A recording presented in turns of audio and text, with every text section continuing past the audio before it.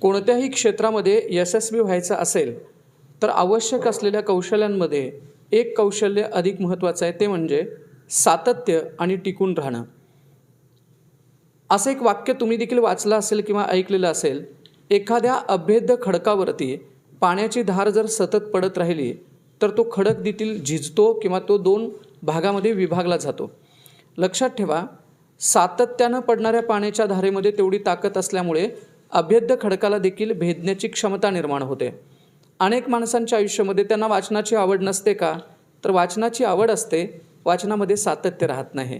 व्यवसाय करण्यामध्ये व्यवसायाची आवड असते, व्यवसाय करण्यासाठी ज्या गोष्टी सातत्यानं करणं गरजेचं असतं त्याच्यामध्ये सातत्य राहत नाही. लेखनामध्ये सातत्य राहत नाही, चांगल्या गोष्टी करण्यामध्ये सातत्य राहत नाही. व्यायाम बंद झालेल्या माणसाला तो व्यायाम का बंद झाला किंवा त्याचा आरोग्याकडं का दुर्लक्ष झालं, हा प्रश्न कधीतरी एकदा विचारून बघा.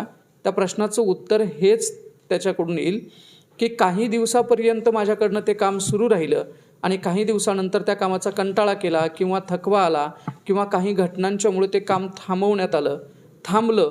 यामुळं पुढं ते काम घेऊन जाता आलं नाही.